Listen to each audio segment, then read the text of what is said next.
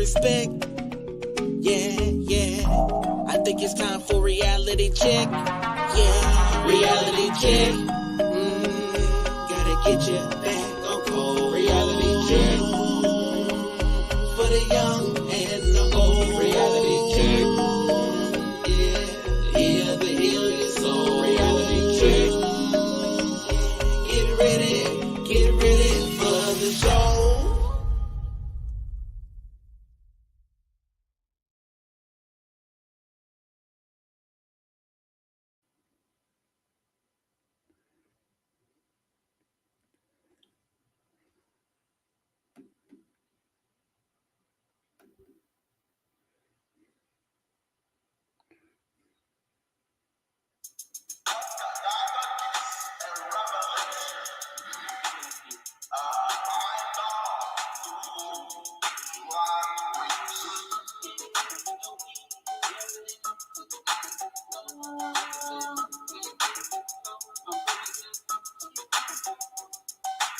Religion is not for black folks. Only the truth. The reason I believe distract me from you. No UFO. Only for you by you. No UFO. Only for you by you. I'm in heaven, no need for religion. Catholic, Christian, church of your business. Folks that make a hide our origin. Therefore, Yoshi reborn again. Back in the day, I was known as Kala. These folks don't respect their father. So I send them back to the waters of none. We made it through the Mahapa. My ancestors call us war. You say I saw. My love now train song. It's TR, you must protect harder. Undefeatable, resilient, frequency in the universe is still against you and me. I am one with the first frequency. I am one with the first idea. I am one with the first born people. I am one with the only one. And so it is. You are the thinker that makes the thought anything. Meditating tongue, chill amongst kings and queens. America has failed after rejecting the trade and chill. Too fast, too often. Toxic stress taken to the coffin. Intergenerational trauma made us have sex with our own mother. That's cool, creepy. Haters to beat me, hate me, rape me, cook me up and eat me. Use me as a sacrifice. Mighty points of souvenirs that ain't right. It's all because they heard of who we are. Einstein knew we was God. He just put me to evasion. Because an item from this equation.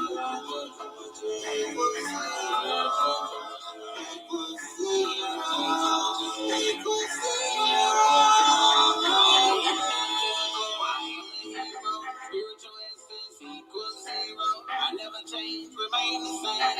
My respect for nature, my brain. Like American experience, it's the most traumatizing experience than any other human has ever experienced. TSS, RBTS, IP68, HF, and RBF, racial battle fatigue. How many times my family built because they can't see us on camera for us? And I see us saying, Master, help, imposter syndrome. Then they just never wanted to live. Just wanted our wealth, lazy, pathetic, can't breathe. Criminals, murderers, acting, straight out the ice age. On another masquerade, one purpose to divide and conquer. Most of us come from a fucking place. That'll work for return us back in there. Back then, even now, they still in bed. And I ain't ready to are you back against the bed? Can't keep us from thinking. On the cool, we got they keep sinking. No religion, sex addiction, food addiction, death addiction, substance, self-help addiction. We're trying to feel and what's missing. Our history, or maybe I'm tripping. All I know is that boy Jesus was fiction. If it ain't this, I'm Haru. If you heard that said again, it's Haru. I know who I am, so who are you? About the carved in stone came true. Scientific facts I made up like you. White folks was invented as a matter of law. Divide and conquer humanity. Protect and ensure the interests of the 1%. Leading to a person who's destructive. Killing the things who disruptive. Killers that beat us, fashions in public. Behind closed doors, we were stressing and hugging. And never ready to come born into slavery. Till these things are done. Next free born to be done. Great big yes, for fun. Raise me just to come. Pressure high. If you wonder why you're not feminine, they used to break the biggest embarrassment. Well known all over the island. Cruise ships that you acting childish. Correct me if I'm wrong and I'm lying. Baby, don't come out of bus when you trying. I can't think of a reason to try it. Like cigarettes, you force yourself to light it. Shows the color and the study. I commit. Understand this is not African history. This is something created with crossbreeding. Me in the doorway, their species. Even the hate folks looking from tree. Walking upright, everybody happy. Understand I am for you and you for me. I mean, it's a track. That's kind of bad. My time on earth, me quit. 990, I ain't lit. Nigga drive, see, fire, and slit. Real life, no artificial mix. Men getting pregnant shouldn't exist. No offense to other races, but this is for my ancient Egyptian. God came out and said, well, before a blessing comes out, you gotta taste, some difficulty so you can appreciate the blessing. After that experience, you will be renamed as a chosen race. So what God did was reveal this God about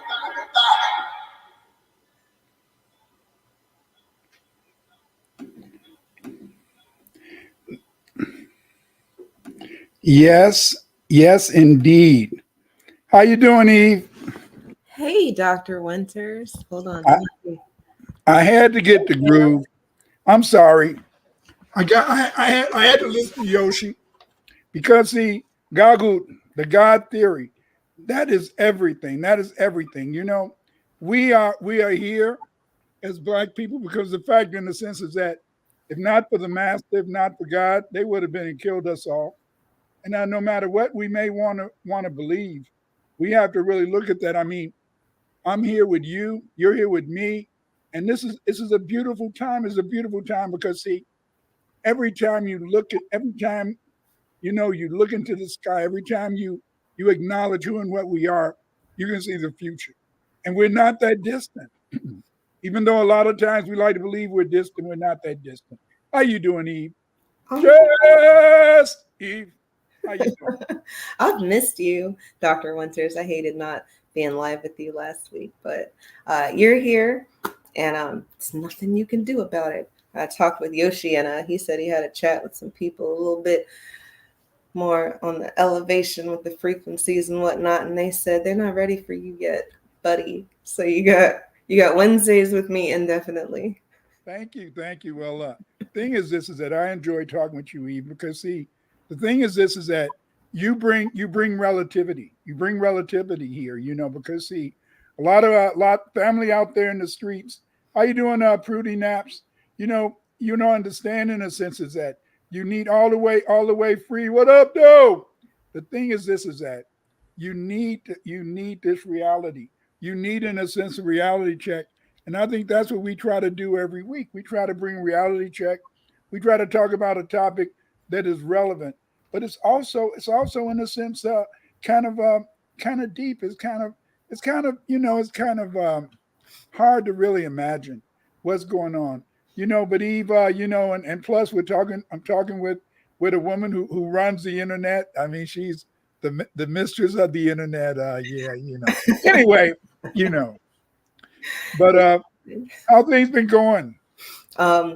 Things have been going. I like movement. I feel like stagnation is death in a very dark and deep way. So I like that business is booming, or at least we've got some new things coming uh, from the family for the family. I see that people have different things that they're doing too, and it makes me energized that they want to include me in the things that they're doing, and I think that that's cool. Um, the conversation tonight is so relevant because degrees of separation. I feel like everybody knows everybody, and then everybody knows nobody, because inside of our reality checks that we've been talking about, people don't really know me. They know what they think they know. They know what they want to know. They know whatever it is, but it's not necessarily me. And some of that stuff I'll be like, yeah, that's me, but it's not all me. And then some of that's I don't know where you got that from, or maybe I was feeling away that day. I don't know. Maybe they got the crunchy side of me that day. But Is it inside of important? Is it isn't it important? what their perception of me is? Yes. Yes and no. Because inside of everybody knowing everybody, it's like you never know who you're going to run into. Like people say you're supposed to do the good thing whether or not somebody's looking, right? But I mean, I don't even know if it's got to be that deep. I mean, you're either going to do the right thing or the wrong thing. Who cares who's looking? And then if you do care who's looking, then are you doing the right thing, or are you just doing it because somebody's looking? So Now you, inside. now you, now that reminds me of a saying. I remember when I first years ago when I first took an ed psych class when I was trained to be a teacher at the University of Illinois back in 72. We were doing our practice student teaching, and then I had read what his philosopher said. You know what you know, but you don't know you know, but you know. And I thought that and that stuck with me, because see, the one thing that I've been wanting. Excuse me, family, forgive me, but I've been always wanting to know what goes on in in in my woman's mind, my woman's head, in a woman's head, period. Because I felt that if I could understand where women are coming from, I could become a billionaire. Because see, when you think about the degrees of separation, you think about the fact that we know who we are. Okay. Sylvia Brown, years ago, she had talked about the fact that in the Crystal City, that's supposed to be the other side, heaven, whatever. And she was talking about that most of the time people live in a hostel, and they live in a house. And so then it may be a few thousand people in that house. And so then what she was saying is that most of the people that we come in contact with during our lifetime are people that come from our particular hospital on the other side. And that I know you know me.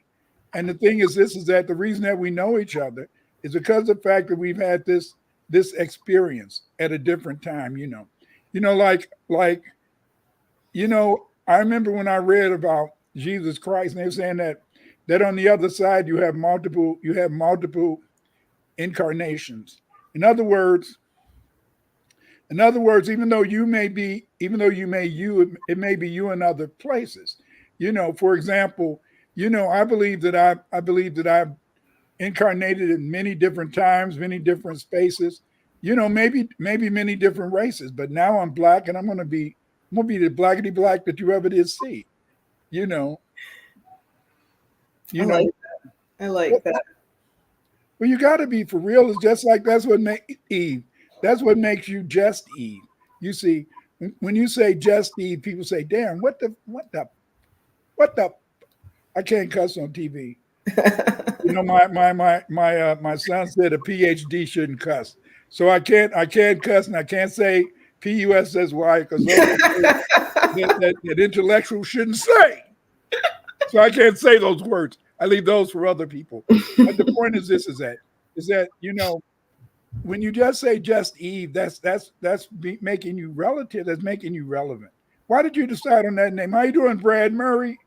The Doja of manhood. What up, though? Oh, What up? Why do you want to be called just Eve? Because um, man, that's such a good question. And it's so funny because I feel like people are going to say, man, you just keep talking about that shit. No, it's just relative to my life. In real time, my social media presence was around someone who was claiming to be the authority on things. And I am not the authority on anything. I'm struggling being the authority on me most days. And I needed a separation between information sharing.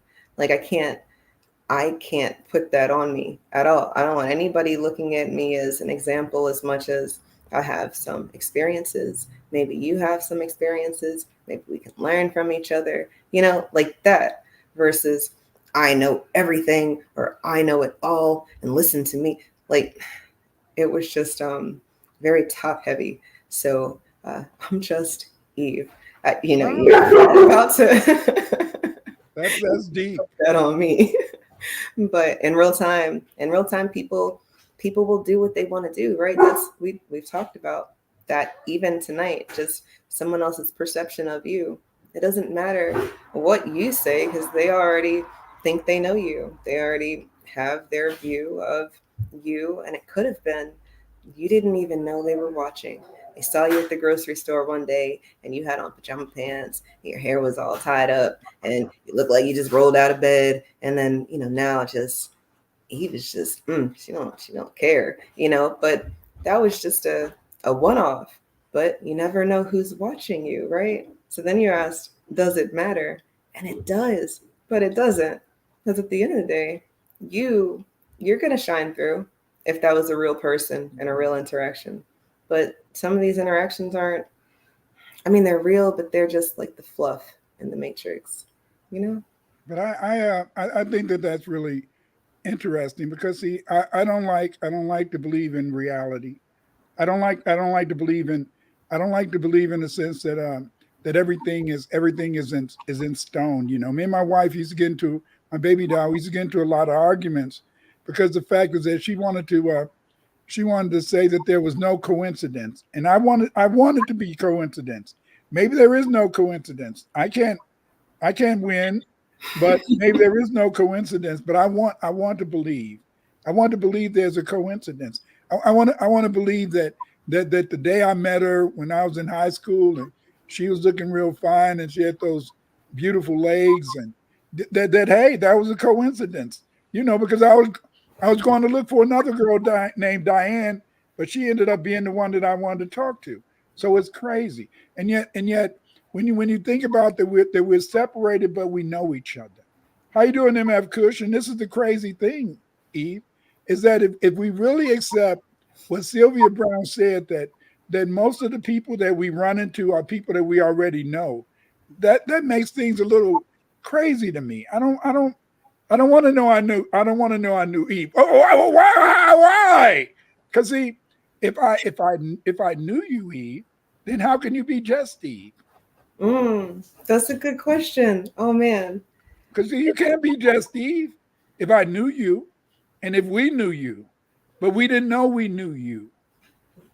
Come Hmm. on now. Evolution in real time, naming ourselves. I like social media.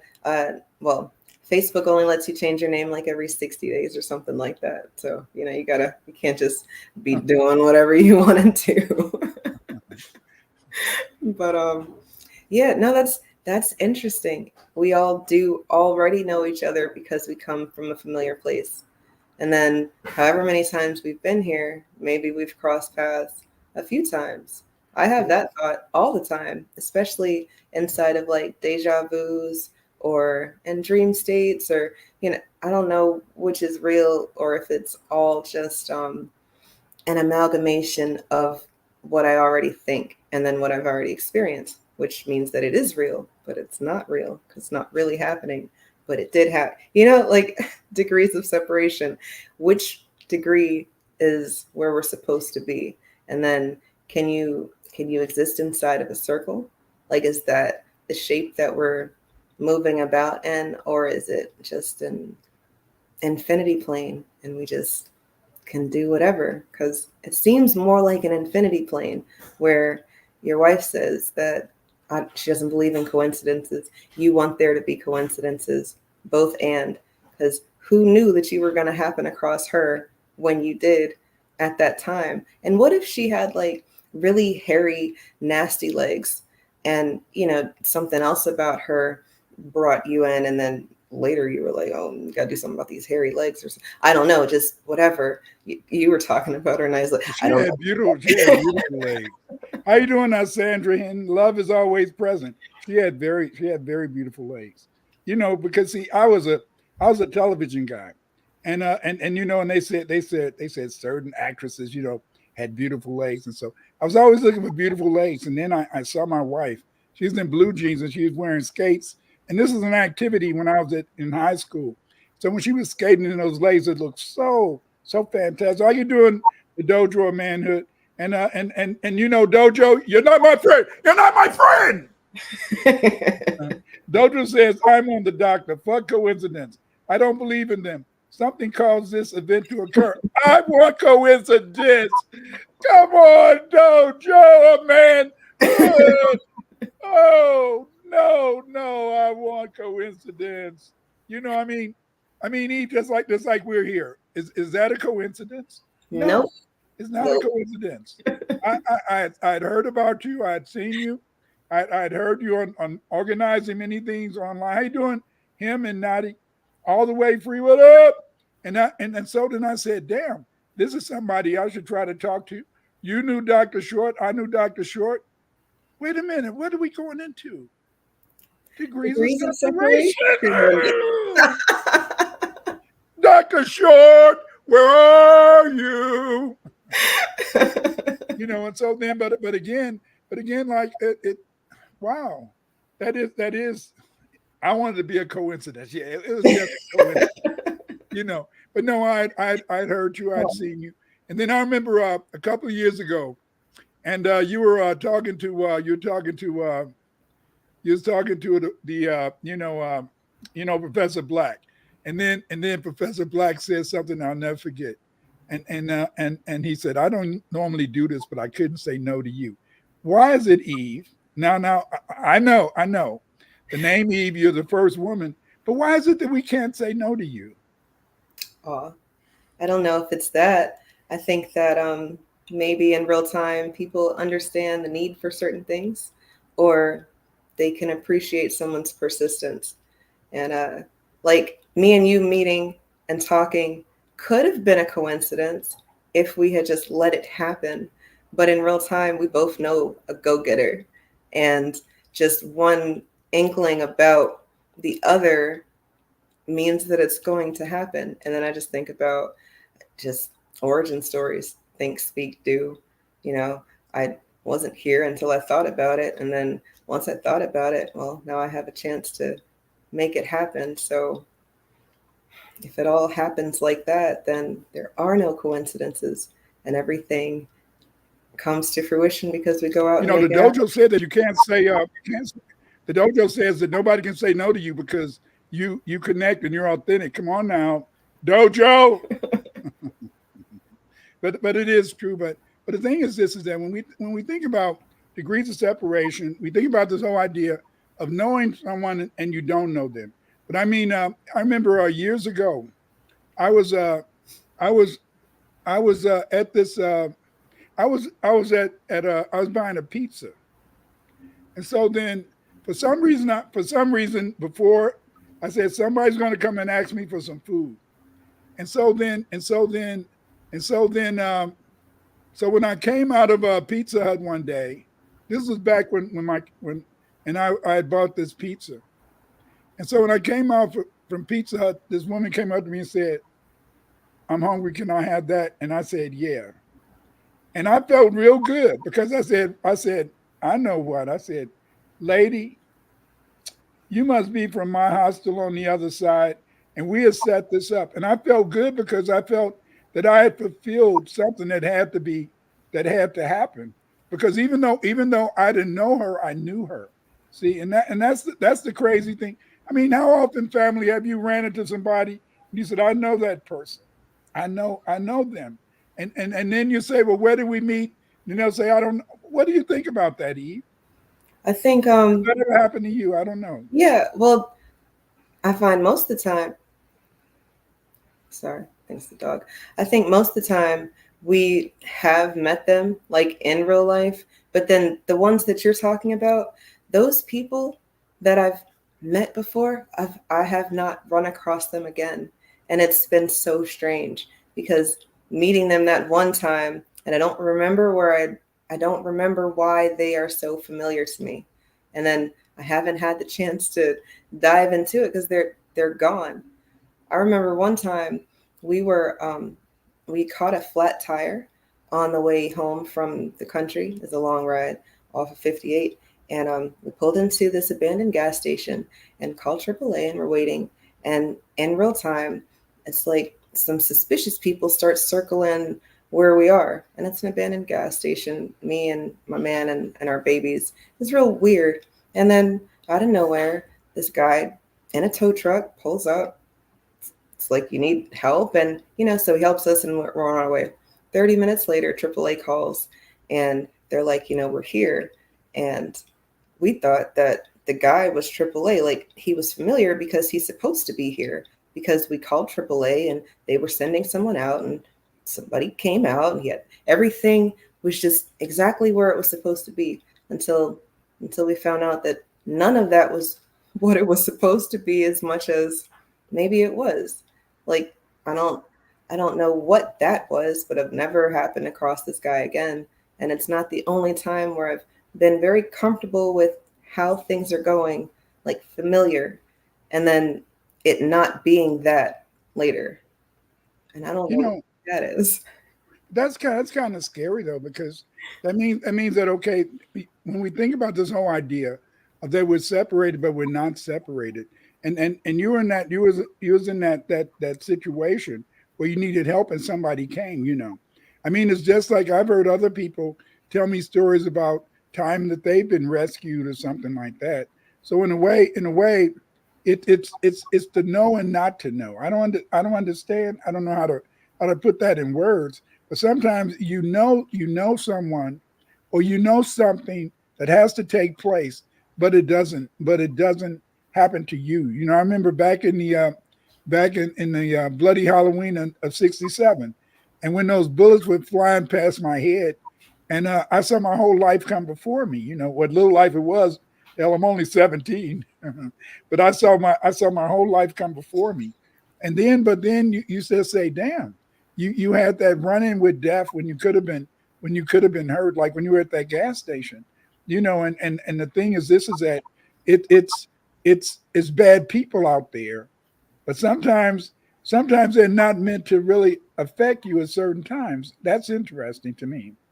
I think so too. And then with what you just said about the hostel, I want to look into that a little bit more, because it's foreign to me, but sounds like something that could make sense. Because in real time, if we've already connected somewhere else and then we're not in this form somewhere else, then maybe it takes more to recognize someone from somewhere else. And then from there, man, that's some spooky talk, Dr. Winters. People don't even like to talk about the Bible. The people who like the Bible don't even like to talk about the spooky stuff in the Bible. And then you've got people who say, "Oh no, I'm not religious at all. I'm spiritual." But then in Kemet, they've got animal head people walking around and stuff so then it's a lot of just really strange conversations about origins. And I don't even know if that really matters as much as what you do now. And then I think the last time we talked about people's understanding of time. And I don't think we have any understanding of time, because Mhm. they fuck with the calendar so much. So, 2024 is not 2024 years. Like, that blows my mind, but people will tell you that it is. Well, People, see, go ahead. that's because we've been taught the white man history. The white man history is we go from the past to the present. Then in Swahili you have Nana and Sasa, and that would be the now, and the future. But see, I see time as a circle.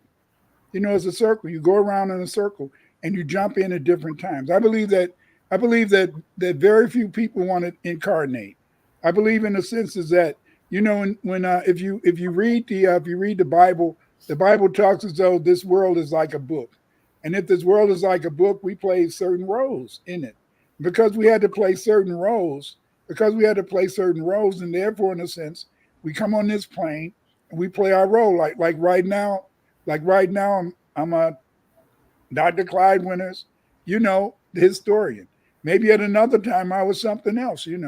I like to tell my daughter's always trying to boss me around.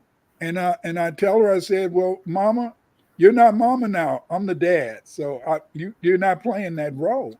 And so, but I feel in a sense because at one time, maybe in a recent incarnation, she felt in a sense she was my mom, so she feels she should still tell me what to do because she's carrying over from that other life, where she has to give up that other life and accept who and what I am. And so when you think about the separation between us, is that how far are we separated? When you think about it, when you look at time and you look at the fact that okay, we were, uh, as foundational Black Americans, many we were an enslaved people up until about 1865.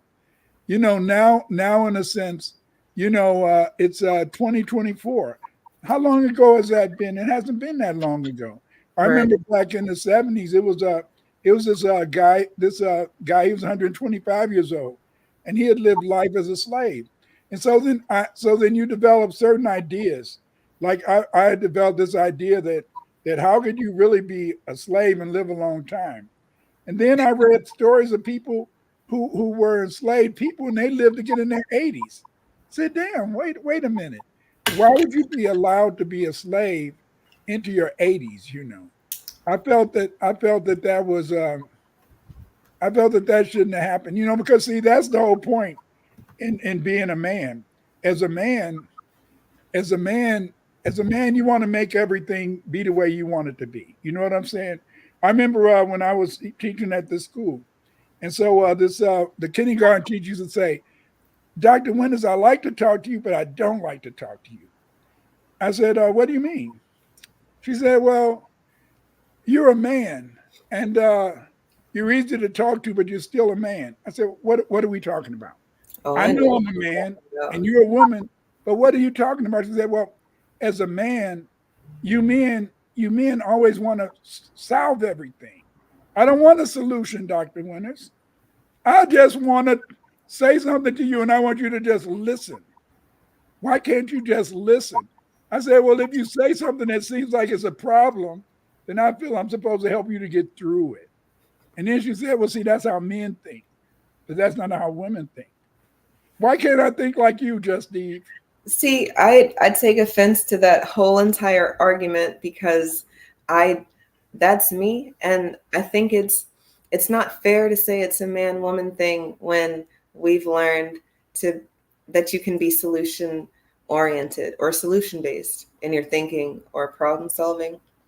And maybe it is a masculine trait. Maybe, sure. I'm not saying that it's not. What I am saying is that I do not like whining, crying, bitching, moaning, groaning. I don't like that. I want to figure out why. Why are you crying? Like I guess how a mom would when the baby is crying in the beginning. It's a couple different cries: the wet cry, the hungry cry, the sleepy cry, the angry cry, the angry cry. You start hearing differences in their speech because that is how they're talking at that point. From there, they can articulate. Well, you should be teaching them how to articulate in more than just sounds. From there, I don't know if a lot of people got what they needed to get because maybe people were too busy just listening to them whine.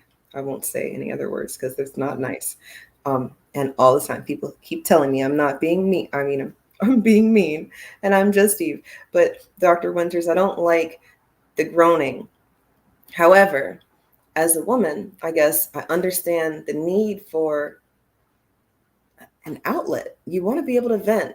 So I tell my friends, here, your caveat, if you want to bitch to me, sorry, I did it. If you want to complain to me, just let me know that that's what you like in the beginning before Eve, I need to talk, something's wrong, but I just need to vent. Okay, now I don't even have to think about a solution because you just want to just let it out. But that was like a whole big girl conversation I had to have with friends because they were so mad at me about not letting them just vent. And I didn't understand what the problem was because, like you said, if there's a problem, why can't we fix it? Because then you won't be bitching about it anymore. We can move on to something else. But in real time, women don't want to hear that their man is a problem. They just want to complain about him and then, move on to something else. And that's the same with most things that they're complaining about. Not that they want to fix it, but it just didn't happen how they wanted it to happen in the moment. And they want to be able to vocalize that, I guess. And I don't think there's anything wrong with that, right? I don't see anything wrong with that, but I think it's much more complicated. I remember years ago, how you doing, Marsha Byron and CCCC? I think it's more complicated. I remember years ago, I used to go to my grandmother's house a lot. They used to live on I grew up. I lived on 47 in Prairie, then we moved to 47 in Evans. And so when we moved to 47 in Evans, I could walk all the way to Woodlawn because my grandma used to live in Woodlawn. And Woodlawn was near the University of Chicago. You know, back in the day, a lot of times around universities, black people could move around universities, and because they looking for somebody to clean their houses. And so I remember I was over my grandma's house, and my auntie was there. She lived with my auntie and my uncle, and so she was crying, and I said, "Oh wow, hey Mabel, why are you crying?" She said, "Clyde, just wait." So she cried a little while. And then I said, "Well, why were you crying?" She said, "I'm just a woman." And I was crying because I wanted to cry. It's not that I'm upset. It's nothing that should bother you. But then I wanted to do this. But see, what you're telling me, Eve, is that yes, we're separated because I don't understand everything that goes on with a woman, but you're saying that that's kind of bitchy. So I don't understand. She said it's just normal. You're saying it's bitchy. Just Eve, tell me, because you're just Eve. I'm just Eve. Look, I'm trying to tell you, this is my thought. I think that people should be allowed room to vent because we don't know it all. And in real time, we're expected to know it all. Whatever it is that you're doing in your big age as an adult, whatever you did, your decision, self-inflicted, accept all responsibility for the good and the bad. But that's you supposing to know what the fuck you're doing. And then in real time, you fucked up. You didn't do it the right way. It didn't happen how you want it to happen. And you need to vent, or you need, you need that outlet. And I get it. However, I personally, I don't like to talk so much about that stuff because if there's no solution, then we're just going to keep bitching about it. And that's what keeps happening. People don't get a solution for this problem that they don't have because they just want to vent. Yes, lots of air quotes, because I don't really believe them when they say, I just want to vent. But if we're venting about this every week, then maybe you want a solution. Or maybe they don't want the solution from you. Maybe they're waiting to get it from somewhere else. Or maybe you haven't told them what they want to hear. And then that's a whole other conversation. In other words, what you're saying is that sometimes people want to choose a solution. Sandra Hinton said, "Don't complain, fix the problem." And maybe the problem is them. That's a good way to look at it. But then, Natty says that, yeah, sometimes being a good friend is just listening without needing to talk. And this is something that I think is very interesting because, see, from what my colleague used to tell me is, as a man, we won't let women just talk. We got to always intervene. We got to always, in a sense, be there to find a solution. But the point is this, is that maybe there is no solution. When I played football, and I would miss a tackle, and then damn, I would try to get up and catch up with the guy. Sometimes I caught him, sometimes I didn't. But the whole point is this, is that that's relative. But how do you make whole something that's broken? How do you make whole something that's broken? Yeah, you might say, okay, well, that's not really broken, because just because you missed the tackle and that person got a touchdown, and now you look, you don't look bad because they don't even know it, because maybe you were all bunched up. But now if you were a cornerback or a linebacker, somebody caught a pass over you, then you feel that people are pointing out to you that you're a failure. How do we get over that? Because, see, yes, we're separated because of the fact we may think a different way. We're separated because of the way we're brought up. We're separated because of the way, in the sense that we feel we've been conditioned, or we conditioned ourselves. Because I know a lot of times your family tries to teach you to be a certain way, whereas your peers intervene and they teach you another way. It's very hard because even though we're separated, we always want to feel whole. And sometimes we don't feel whole unless we are part of the majority, you know. That's rough because if everybody jumps off of a cliff, or Dr. Winters and Eve also jumping off the cliff, and I think that I'm gonna just look at y'all at the bottom of the cliff, and maybe I don't even want to be on that cliff because that's just gonna be a real sad sight to see. A bunch of bodies at the bottom of this cliff, stupid motherfucker. Let me let me not. But I think that the isolation thing, people use that to make people move in directions that they didn't necessarily think they were going to go, so they can't be separated. And like what you just said about our families, if you have come into consciousness, whoever you are, because let's just be real, lots of people across the world, hey Sandra, lots of people across the world are saying that they are woke and awake, and they know what's going on and fight the power, and they understand all of this stuff. So how they were brought up is not necessarily how they're living their lives. Inside of that, peer pressure. I've had many a conversation with my former white colleagues who have been on the Democrat side and the Republican side. And when they find out that I don't fuck with either one of those things, oh, they're so mad. Both of them on both sides of the fence are so mad at me because my ancestors died for the right. And I'm like, let's talk about some degrees of separation. Like, I don't think we're talking about the same. I don't think we're having the same conversation right now, because you want this and you want that, and neither one of y'all want what I'm talking about. So why would you be mad that I haven't chosen one of these options? But they say that we're all in this together, and if you don't choose, then treason, separation, separated. You blacks fought so hard to be with us, and then I'm like, I don't know if we're having the same conversation.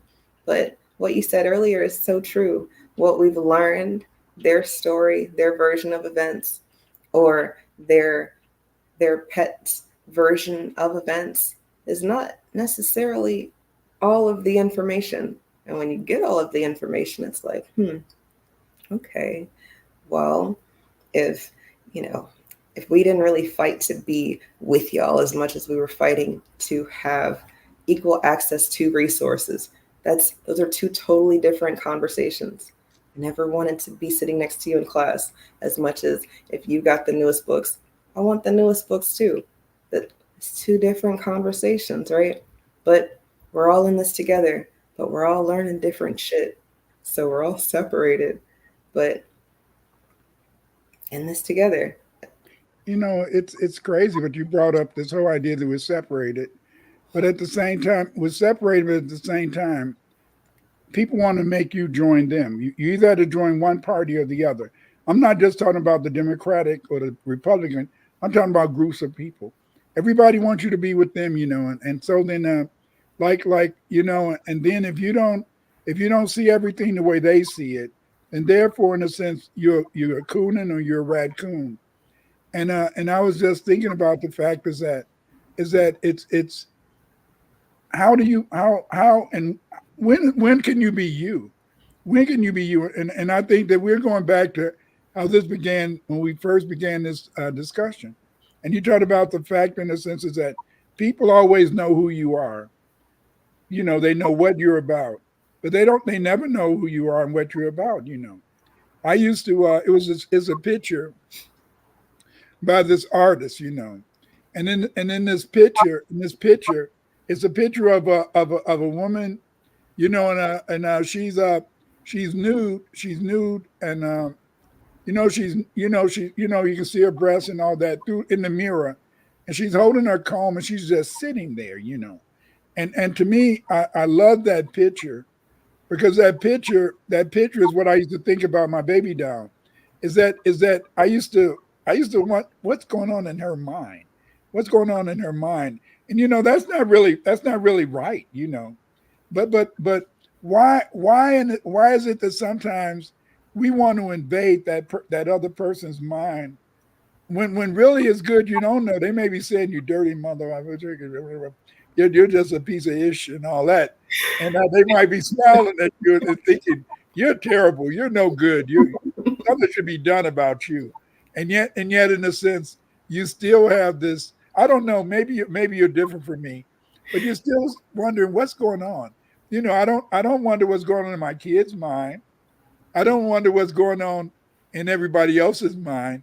But sometimes when I used to see my wife and she would be contemplating and I would wonder what is going on there. Because see, I think that we're separated. Yes, we're always separated. And even when you have a partner that you really care about, you still feel a point of separation because you feel that you don't know everything they feel. They can't feel everything you feel to the degree you feel something. And yet at the same time, you always want to bring them closer. And you want to in a sense, you want to be you want to be, how can I say it? You know, it's just like if you've ever had really a good sexual experience when you felt that you were in them and they were in you.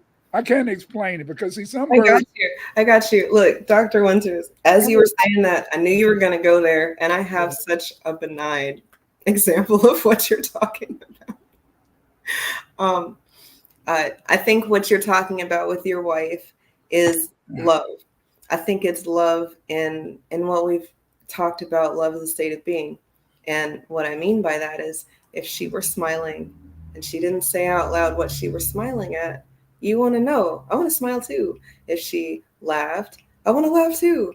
And then sometimes we get and be around the right person, and then you don't have those questions anymore because you just know.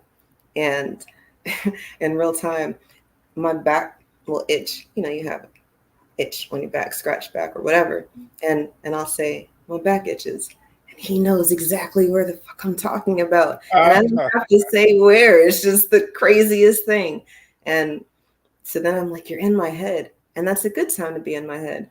But in real time, if I'm in my thoughts and he's looking at me like you, trying to figure out what's going on, and I might not even know that he's trying to figure out what's going on in my head or why I'm quiet right now or whatever, but I don't know. Those are my thoughts right now. And not that I don't want to share them, but if I wanted to, I guess I'd be talking out loud, right? And then maybe sometimes we quiet. That is absolutely true. And that's why when I think back to those times, I would try to make sure I didn't let my wife know that I was looking at her because I wouldn't want her to know that I was wondering. Because the fact in the sense is that there's separation, but there's no separation, but there's separation. Mm-hmm. And see, then we go back to what I originally found in that ed psych class that but you don't know, but you know, but Mm-hmm. and that's the whole point. But then what about back in the day? You had a girlfriend or a boyfriend, and you said, "Damn, I know this girl cares about me. She likes me." And so you say, what you know, but you don't know, but then you find out that she didn't really like you or he didn't really like you. And that somehow you two didn't have that connection, somehow there was no connection. And yet why did I feel there was a connection when the separation was real, you see? And that how do you in a sense be able to understand these relative feelings? I mean, have you ever been with a group of people and when it starts off, you and the girls, or you and the guy say, "Oh wow, this is cool.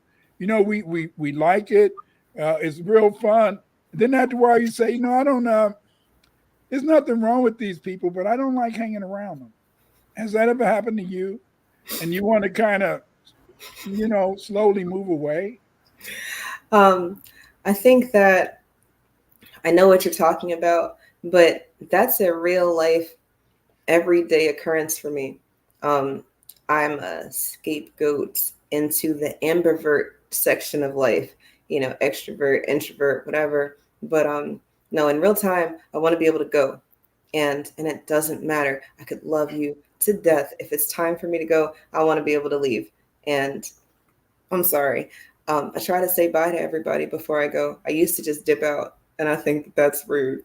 But with what you're talking about, being around a group of people, and then you kind of uh, not move on, but kind of move apart, and not even move apart because you're not living with these people. You're choosing to hang out with them, but every time you go hang out, maybe the conversation is stale.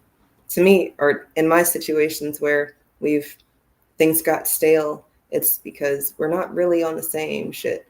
And maybe we really liked something and we thought that we could use that to across all of, different environments. So for example, maybe you like bowling, and then you find out that you're at the bowling alley and this person that's bowling next to you, they like bowling too. Okay, cool. And then you try to take that bowling relationship somewhere else, and you find that, oh shit, we're not compatible here at all. No, I don't like what you're talking about. I don't like what you're eating. You smoke, like whatever it is. People start tallying up, their reasons for why they want to be around this person. And if it's something that they really like, then they'll excuse the other stuff. But if it's just, this is something I do, I don't have to bowl. Oh, I don't have to go when they go, or whatever. I'm gonna go bowl. You be there or not be there, whatever. You start just doing whatever it was that you were doing before you met them. And again, it's not that y'all broke up as much as you weren't really compatible, and then you tried to force it. And people do that because they want to be connected. They don't want separation. They want to be friends with their coworkers. And then sometimes people want to sleep with their coworkers, because you're around them all the time. So then it's like, well, why not? I'm with this person 8 hours a day. I'm with them more than I'm with anybody else. So that makes sense. There's no separation. But that's work. Work is work. Home is home. If you go bowling, that should be there. And maybe there is somebody who can travel across the different environments or things that you like to do inside of your life. But then maybe that's like your person, like your baby doll or my man. We do many things with this person and not get tired or bored with them, or are always fascinated by them across all of these different places.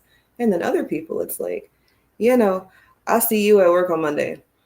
I'm happy to be around you at work because you don't make work sucky, but I'm gonna leave you here at work because compartmentalized.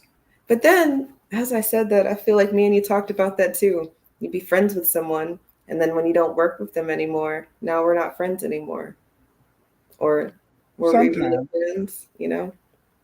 But I think you've broken it down though, is that when you talked about when you were bowling and you go bowling and you like this person, but then while you guys are bowling, then you move in, you turn the conversation into another direction, and then it seems as though that they're not fit for that different direction.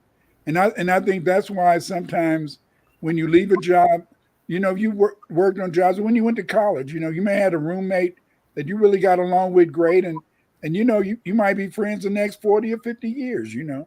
And then again, in a sense, there's other people who you meet, in a sense, they don't really touch you like that. So I think that it's very hard. And this whole idea is that we're separated, yet we're unified.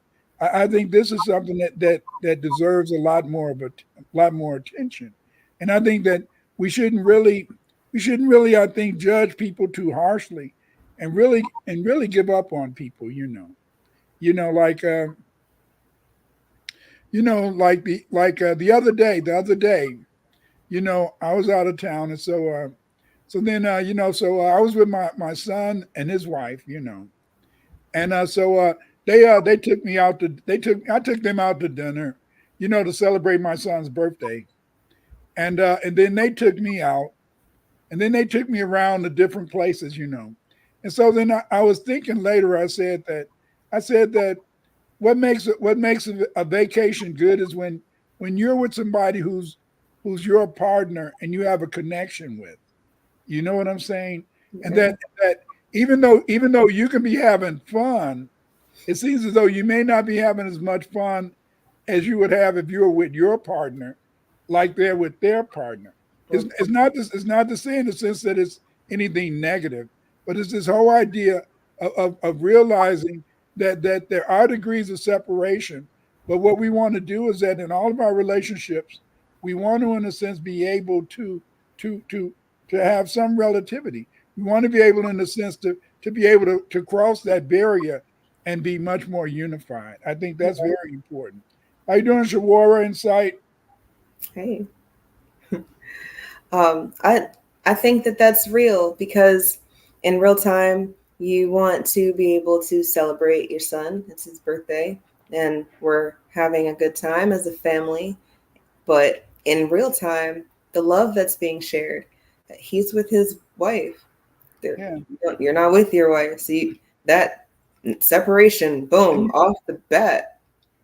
And I love the hell out of them because I have 5 sons and 1 daughter, so their wives are like my daughter. And so then when we were talking, I said, so we were out and we were at the restaurant, and then she said, "Pops, look at him, look at him, look at him, look at him, look at him." She kept pointing at my son, said, "Look at him, look at him, look at him, look at him." And then she said, "See how content he is? That's me." I said, "What?" You know, and I said that was beautiful. It was beautiful that see that's the problem with people who are like with Kevin Samuels and the business quote unquote black authority. These men who have never had a real relationship. These men who have never had a real relationship, they don't understand that the thing that makes a woman important, what a woman brings to the table, is not her body. What a woman brings to the table is not necessarily her beauty. What a woman brings to the table is that she makes you feel happy or she makes you feel content. And I think because of the fact that these guys don't really know how to relate to women, they've never really had a real relationship in which they were open. You see, most of the time as a man, I used to tell my daughter all the time, I said, if you want to run a man away from you, make that man talk to you about himself. Make that man talk to you and tell you how he feels about this. And the more you try to make that man talk to you about how he feels, after a while he's gonna take some hat because he's not gonna want to let you get inside of him. And I found like people like Kevin Samuels or the Black Authority in the business, these people, how can they tell you how to have a great relationship when they never had a great relationship? Because they had a great relationship, they wouldn't be so hateful about the opposite sex, or they wouldn't be so afraid to give of themselves. Because see, whenever you've been in a great relationship, you don't mind sharing, you don't mind being weak, you don't mind being weak sometimes. You Hmm. see, and then see, most men don't want to be weak, but you don't mind being weak when you've been in a great relationship because you would weak to that person and that person was weak to you. And that's what allowed you to be who and what you are, you see. That is deep, and I get it. Especially with what you said to your daughter. You want to run a man away. You go keep picking at him, and he's not gonna want to be there. No, just Especially make him talk. Make him talk. You don't want to talk. about himself, right? Yeah. Right. But the right one will accidentally slip and tell you stuff. And then if you're the right one, then you're listening and paying attention. And now you've remembered something that he didn't even mean to say out loud. And oh shit, she got me, or something like that. And then in real time, if those men that you talked about have never had a successful relationship, then yeah, it would be strange to be so do it this way out of context. My biggest thing is that most people are not honest, Dr. Winters, about most shit. And then from there, if they were, we would be a more functional society. For example, if you want to be a man who doesn't have a wife, you want to be a man who has multiple women, then okay. But maybe you want multiple women because there's a reason. Like you need someone who's super focused on health, and you need one who's super focused on wealth. And, women, so much stuff going on up here, can't be so multitasking. I need her to really be focused on health because if I fall down, I need her to help me get up. And this one, money thing. And I feel like that would be a more honest conversation than just telling men you want to try to bag all these women. But maybe that's what they want to do and they just don't understand the cost. It would be expensive to have people are hearing things that shimmer. How do you hear a shimmer? That's crazy to me. But in real time, 2 + 2 = fish. Shout out to Dojo of Manhood. Because that's the math that I keep hearing when people are saying, do it my way, or do it how I say do it, out of context. If you saw 100 relationships and they all looked like this, and you said, do it this way because it works. But then you don't say, empirically, I saw 100 relationships, they all did it like this, and that's why you should do it like this. Because you can't say that. Everybody's different. Exactly that one smidgen off makes it not the same way. Or, just people accepting love differently. Maybe you just ran into 100 of the right ones. But I doubt it that 100 people did it the same way and got the same result. Because you can do it the same way with people and get many different results. Because we're not so structured like that. We're very organic and wavy energy and frequencies and stuff. We can do many different things or not, But, which but is don't infinity. you think it's certain frequencies that allow us to interpret maybe, well, men are this way, women are that way, and don't you think that there are certain frequencies that we may have that we may in a sense project? Sure, all the That time, especially if it's coming from like a negative. I don't see a lot. People like to say, "Oh, you're an optimist or you're a pessimist," but in real time, I don't think people know what those words mean.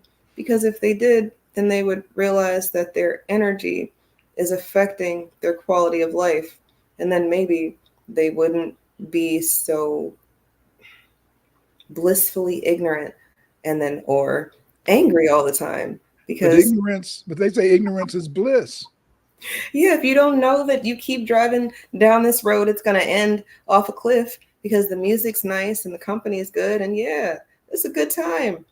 Now you're dead because you didn't know that the road was going to end off of a cliff, but you had a good time But going but, off the cliff. but we've been conditioned. You've been conditioned that if a man's got money, that's the type of man you should maybe be interested in. I've been conditioned if you got a big booty and a smile, I should be interested in you. I mean, how do we move away from some of this conditioning? Well, let's take a little break and we'll come back. Is it okay? Of course. Okay. Today is today. We need to homeschool our children due to white supremacy. In many states, education departments are passing laws to deny our children from learning the history of foundational Black Americans. Today, you can learn how to organize and teach your children in a homeschool in my book, A Guide to Homeschool Foundational Black Americans. You can use my book, History of Blacks in America from Prehistory to 1877, to teach our children their history here in the United States. You can use my book to teach world history. And this book I've written is called The World History of the Black World. This will teach your children about every Black civilization in the world. Get this book. The time is now. Get these books to teach your children about their greatness, to prevent them from losing confidence in their own ability to learn and be successful future adults in employment and education. What's up, everybody? It's Eve. What's up, everybody? It's Eve. Follow me on Twitter and YouTube for space recordings and special live programs. 2024, we're doing things a little different if you haven't peeped game by now. So yeah, this is your chance. You can do it now if you want. Hit the bell here on YouTube at JustEveB, or find me on X at Justice4 Just Us. That's JUSTICE 4 JUST_US. And if you feel so inclined, support my channel and the work we do over here. The Cash App and Patreon links are in the description. Black first. I-J, comma J equals 0. Hey now, I-J, comma J equals 0. Hey now, say it loud, louder and loud, let us all celebrate. I-J, comma J equals 0. Hey now, I-J, comma J. We no beg, steal or borrow. We bury Jim Crow under the ground. And we no dig him up. This is the black man's town.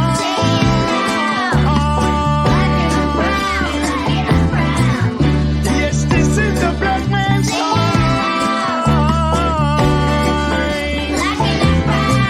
Say it loud, I'm black and I'm proud. Hey, yes, I'm here to let you know. By my book, Nationality and the Law. In this book, we discuss the importance of race and identity among many African Americans. I explore the genesis of the so-called blacks from an ethnogenesis of Black Irish, Black Aboriginals, and Sub-Saharan Africans. In this book, you will understand how they were separated into two races and why we call, in a sense, the Caucasian race the white race today. Buy my book, The Nationality and the Law. You'll enjoy it.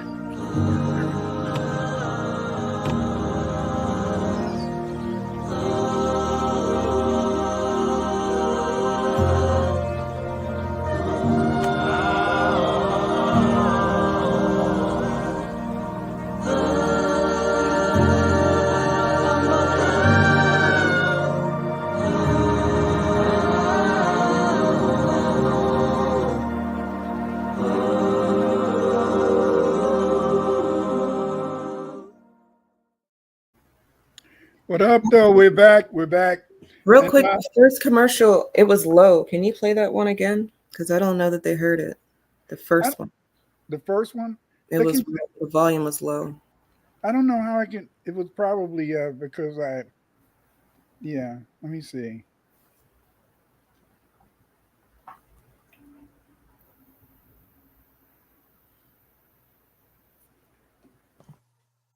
Today is today. We need to homeschool our children due to white supremacy. In many states, education departments are passing laws to deny our children from learning the history of foundational Black Americans. Today, you can learn how to organize and teach your children in a homeschool. In my book, A Guide to Homeschool Foundational Black Americans. You can use my book, History of Blacks in America from Prehistory to 1877, to teach our children their history here in the United States. You can use my book to teach world history.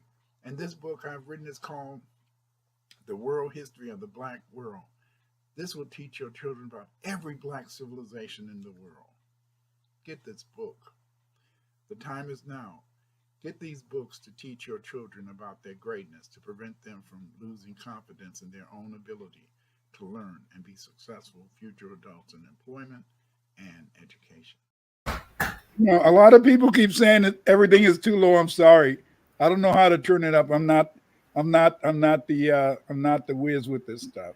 How you doing, Team Zulu? And how you doing, Tones 5? What up, though? What Again, again, in a sense, I'm sorry. I'm just, I can just do what I can do. It's Yeah. okay. I want to try to fix that for you because they need to. That commercial is super important. The education aspect.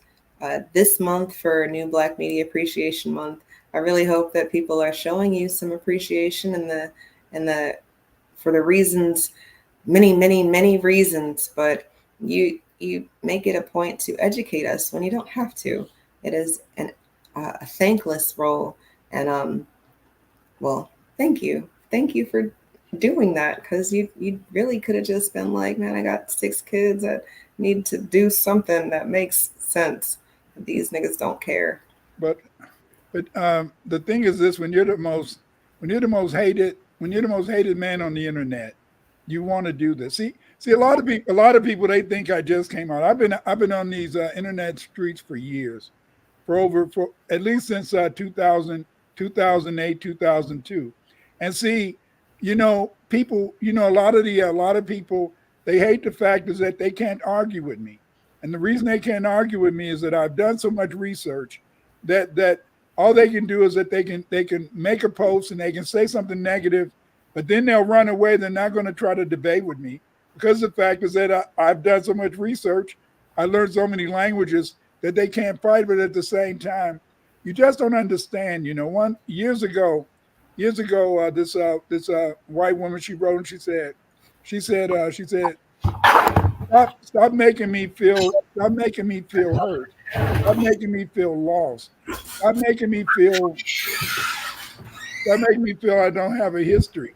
And what I told her is this is that, because I concentrate a lot on ancient history. I can do geopolitics. That's what I really love, but I don't do that here. But the thing is, what I told her, I said, is that I can't help it if the Greeks and the Romans said that black people were the greatest of mankind. Now, Dorvell, he's a wonderful researcher, and he has sent me this new paper written by this dude called Battisti. And Battisti says that the word Ethiop does not mean black faces. It means the brilliant ones, because it means the shiny ones. And that really, in a sense, we've been having the wrong definition. I think that when they put Ethiopian, that does mean the black ones, because the thing is, this is that black people, the Egyptians, they call themselves Kemetiu because they call themselves the black. And I think that's because of our relationship. That's because of our relationship. Because see, I know for a fact as a historian, I know that we wouldn't be here as black people if it wasn't for the creator. I know that we wouldn't be here because see, the thing is this, what is critical race theory? Number one, the white man hates you. Number two, the white man wants to kill you. Yes, he wants to kill you. Number three, he created a race called racism. And in this race, due to white supremacy, he has to make sure that he always wins the race. And so then therefore, in a sense, I know that since he hates me, he wants to kill me, and that he set a race that we cannot win, and yet we still win. What the hell is this? Somehow we not only win, somehow we succeed. What is this? You want to kill me, but I'm still here, and I outnumber you. So I mean, there must be some order, and there must be something that makes us different. What makes us different is that, remember, when you're FBA, you're the products of the Black Irish chattel slaves, the Black Aboriginals who were made slaves, and in a sense, the Black Sub-Saharan Africans who were made slaves. So we went through an ethnogenesis. What I mean by that is that in reality, Eve, we're the new Egyptians. We're the new Egyptians because look at what we've done. We made the computer work. We made the cell phone work. We made the resistor. We did the first heart surgery. We made paper invention, toilet paper. Paper. I don't have to crinkle up newspaper anymore like I did when I was a kid. So then, because of the fact, in the sense that we have this ability, And because of our ethnogenesis, Black Irish, Black Aboriginal, Black Sub-Saharan African, that means that we've got all this knowledge from all these sources. And so just think of this. Think of this, Eve. You know, we're separated because men and women think different. And yet at the same time, we run into people and say, I know you. Why do I know you? Because there's something there. But then look at this. We have 300,000 years of knowledge. But we have 300,000 years of knowledge. But remember, we left Africa and we went all over the damn place. And although we went all over the place, being FBA, you know, we were already had the Black Aboriginals here. Then they brought the Black Irish. Then after they brought the Black Irish and the Aboriginals, then they brought the Sub-Saharan Africans. And so through an ethnogenesis, that means a combination of all of these ethnic groups. That's why we dominate the world today. That's why world culture is FBA culture. The music, you see. Sometimes even the food. You know, the language. Every time we make up new words, they get it because even though we're separated, you know, in America, because of it, in a sense, that ethnogenesis, that ability to combine those three populations that allow us to have three forms of knowledge makes us, in a sense, an interesting people. I don't know. What do you think about that? I love our story. And you're right. We do have a unique story. And it's unique to us, but it's not foreign to others because of oppression, because of the race that you just talked about, racism, white supremacy being this global domination sport of sorts. And inside of that, you can participate as a spectator or you can participate as a player. And then, like you said, we've been dominating on the board that we're not even supposed to be able to pass go. We're not even supposed to be able to start playing. Like they pass the ball in and we're supposed to just stay there, Right. not even come off the bench. But in real time, the impossible happens. And I think that without all of the knowledge that you have, it makes sense that if we are an amalgamation of multiple different origin stories, not the original origin story, but just our more recent ancestry. You know, people want, this is unrelated but kind of related. When people pray, they want to pray to like the Orishas or like to like some famous god or something really big, when in real time, your actual family is energy that you can tap into right now. And not that you can't tap into the other energies, but maybe there is an order, like you were talking about. So then you take your 300,000 years of information that we already have and put it with people who experienced different things at different times. And I feel like maybe we're like lichens or something, you know, like we're werewolves, vampire, you know, we are just this hybrid thing, We are. or Egyptians 2.0 or Kemetic 2.0, because not the Egyptians, they are a bastardized version of something that used to be great. And then from there, degrees of separation, we all know each other already. And then how do I know we all know each other? Because when you meet somebody you don't like them, and it's not because you knew them, it's just something about them you didn't like.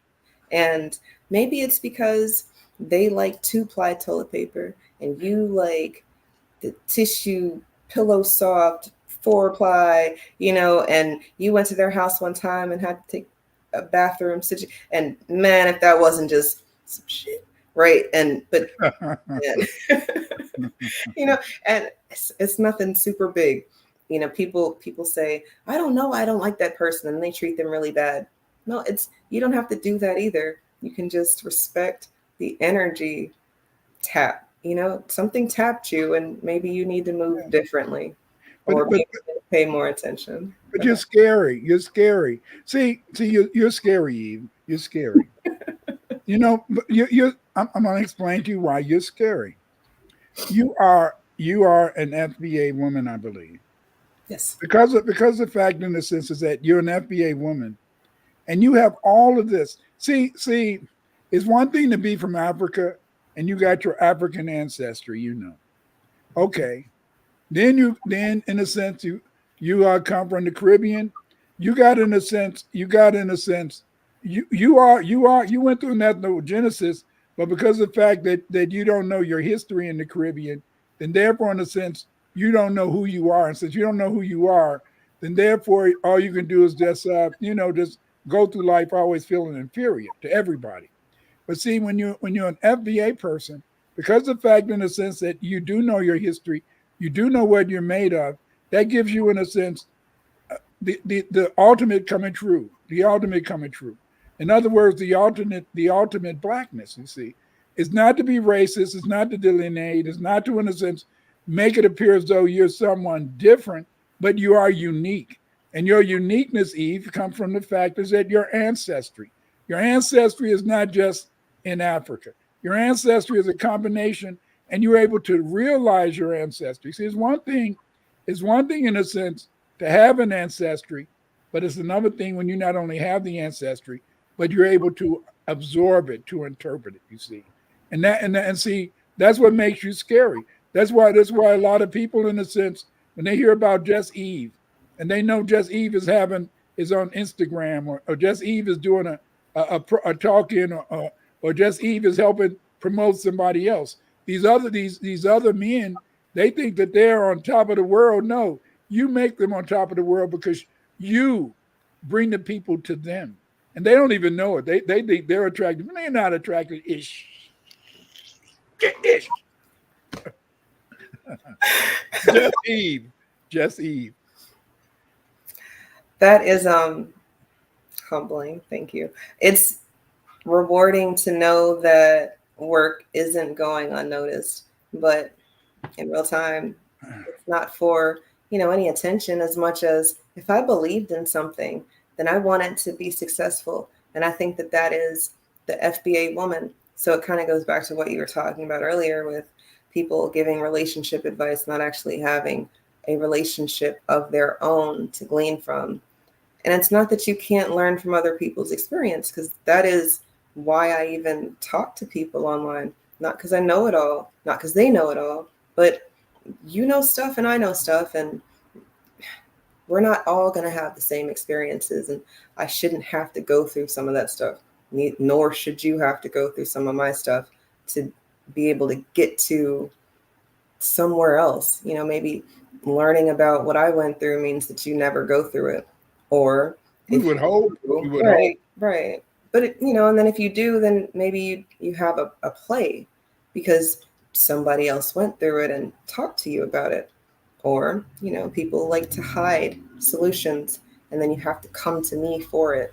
So in real time, lots of separation.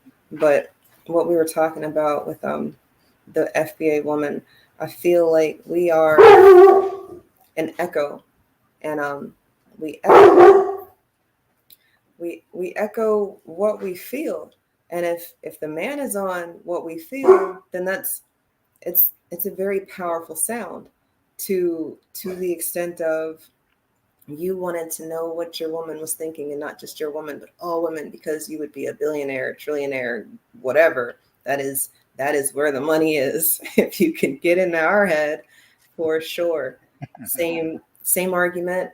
If all the Black women in America pointed their nagging towards the White House and our reparative justice, I believe they'd cut the check immediately. So I don't want that type of heat. But, we got all sorts of different things that we want to focus and talk about. So our man, whatever he's working on, we don't have to bring more than us, because we're a battery for y'all.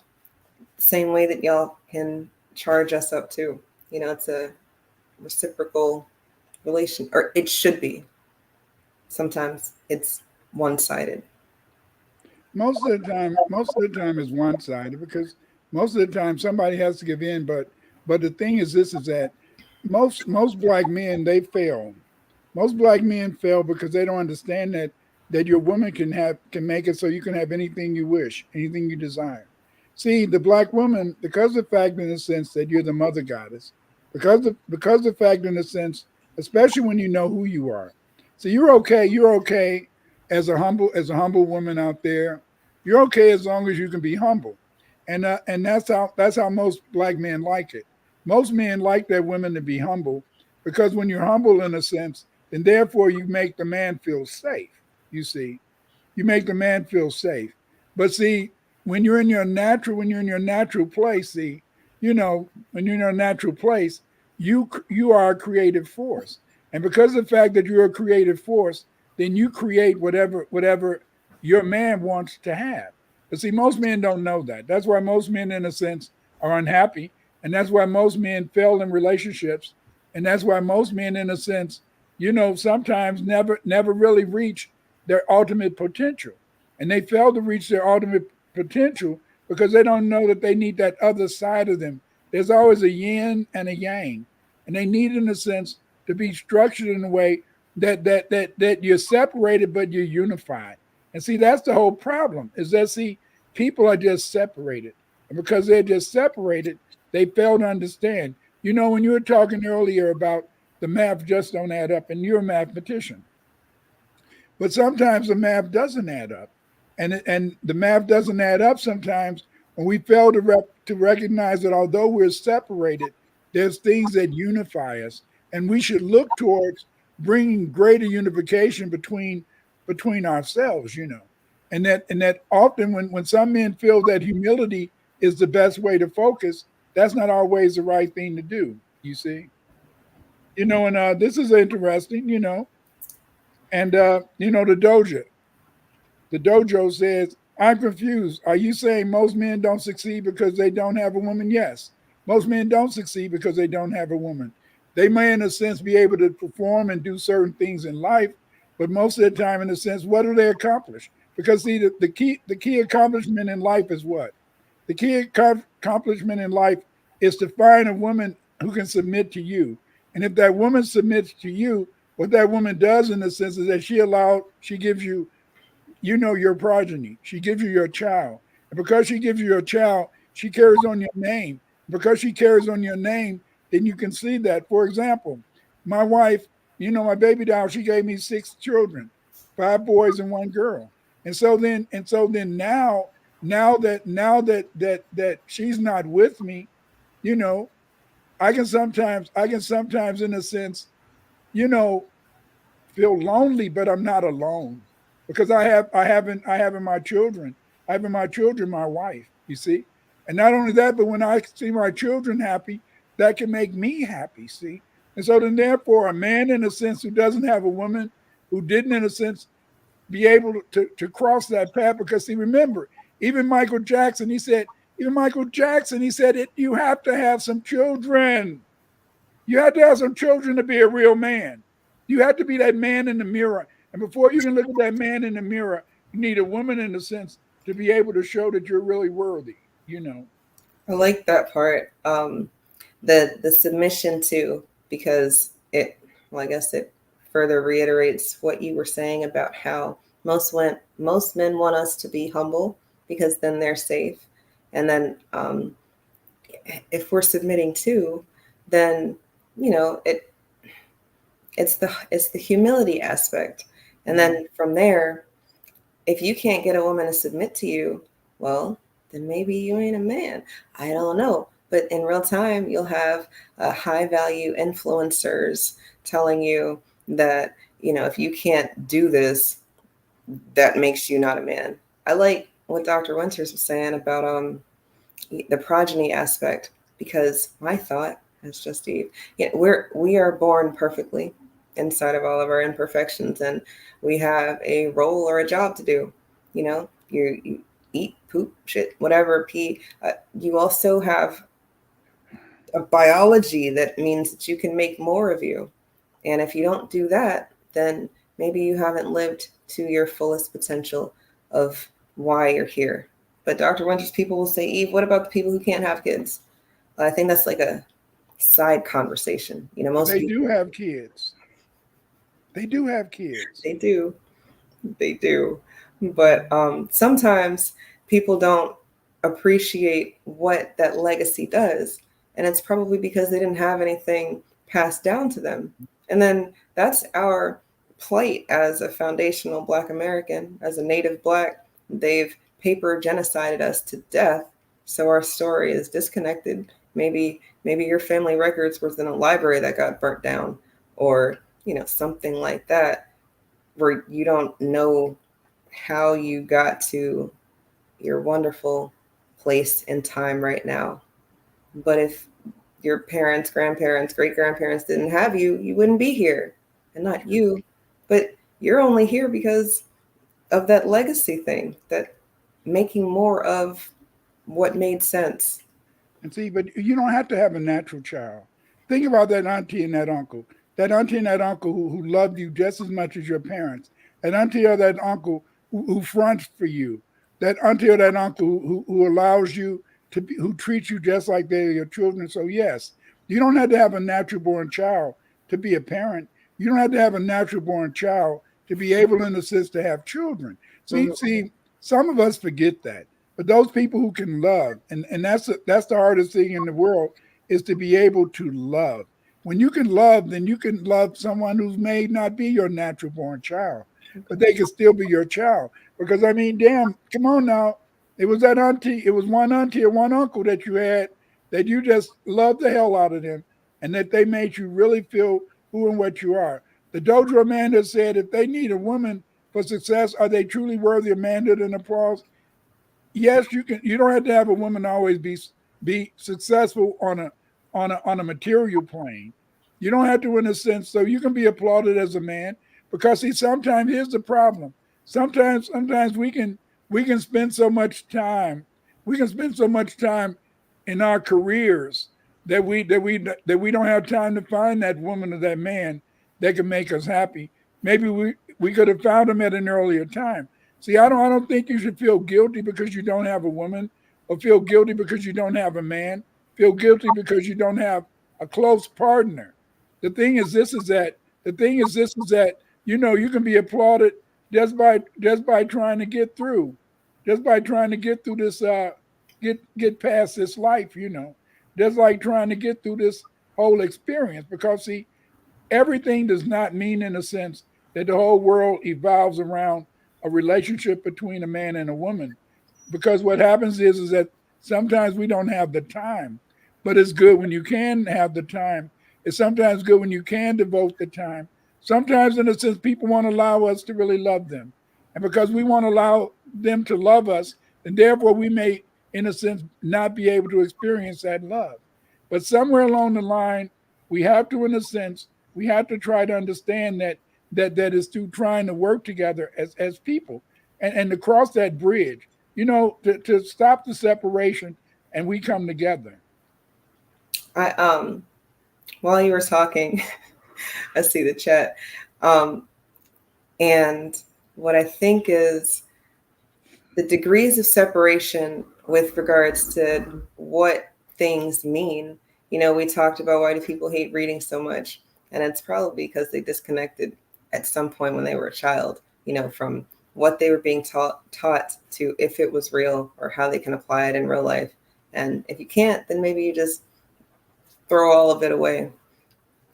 Why is that important? I think it's important because when people start saying high value, or millionaires, or tangibles, or materialistic, or success, or these words that mean something, but they're not putting it in the proper light, well, now everybody has an opinion on it because it wasn't explained or talked about the right way.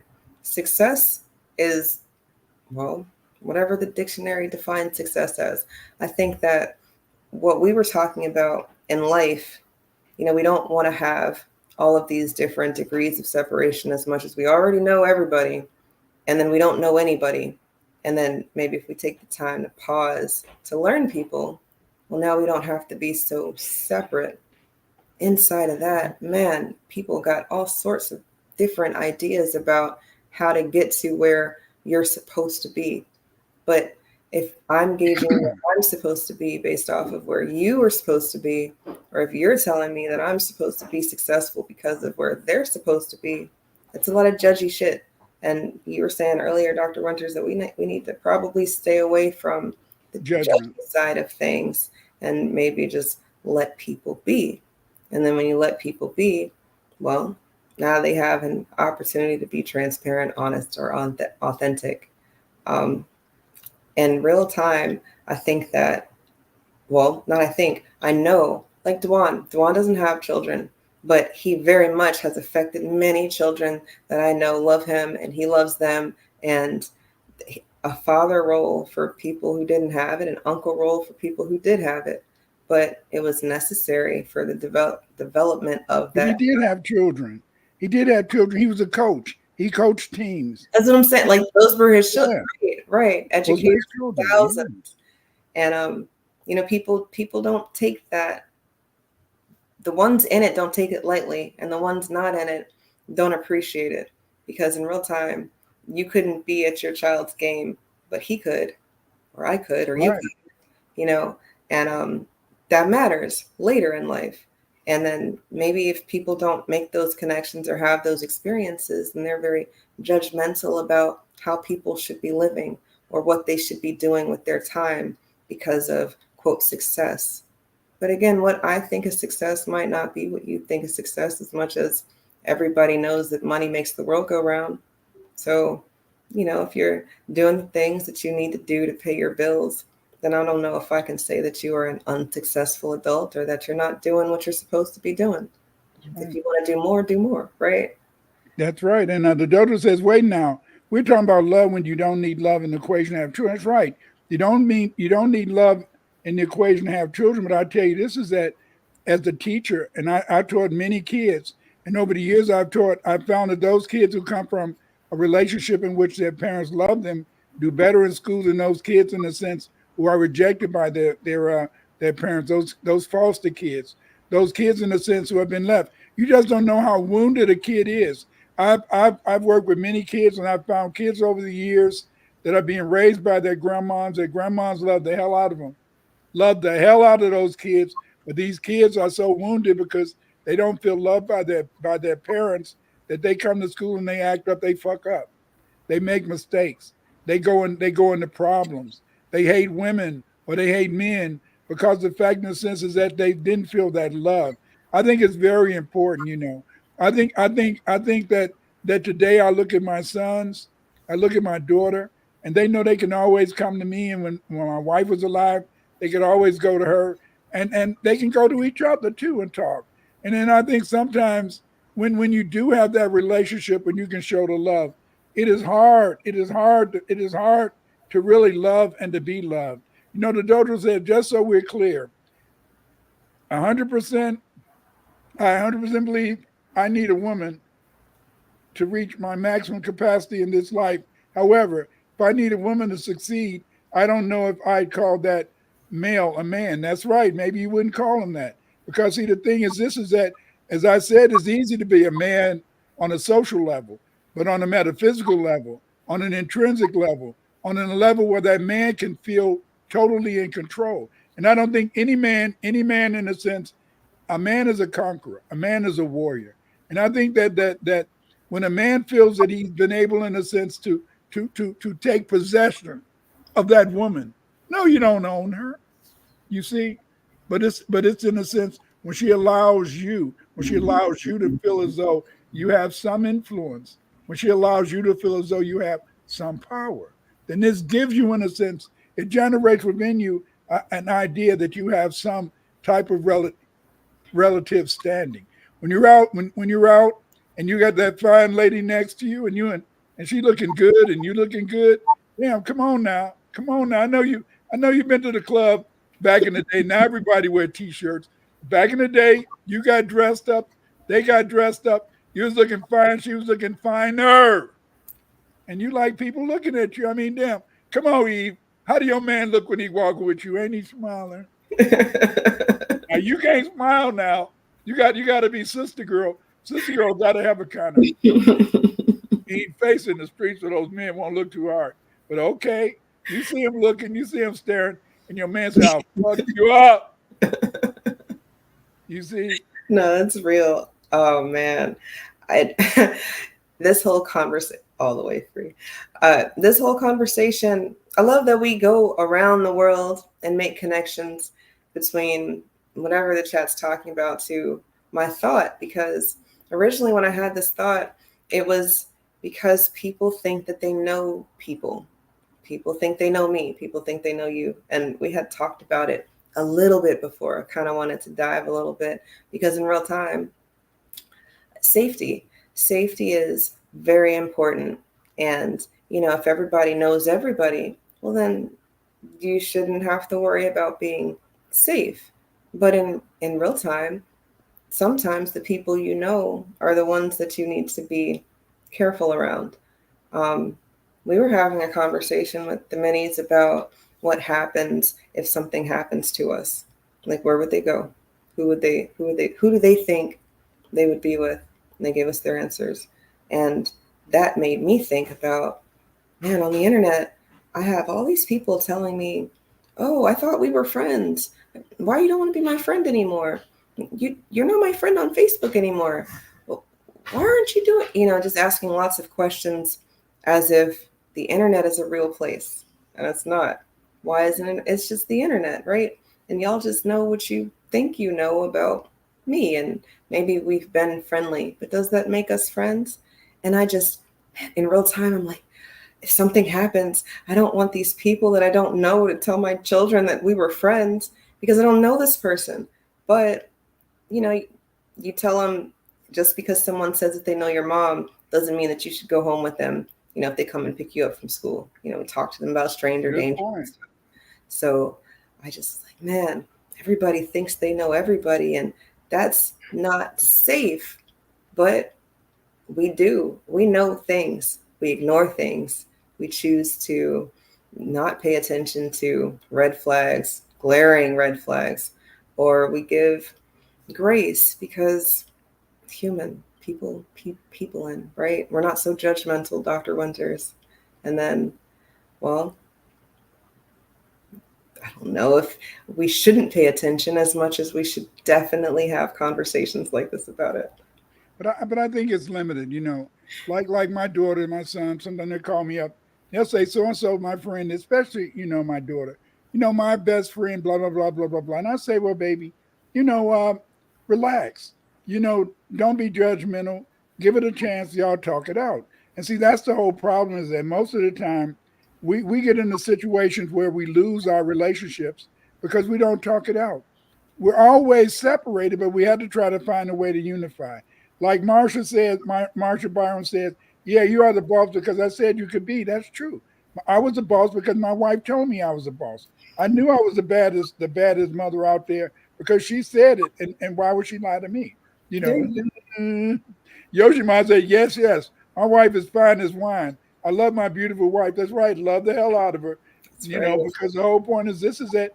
Why not? And here's another thought. Team Zulu. You don't necessarily need a woman to be successful, yet yet she would yet she could assist you.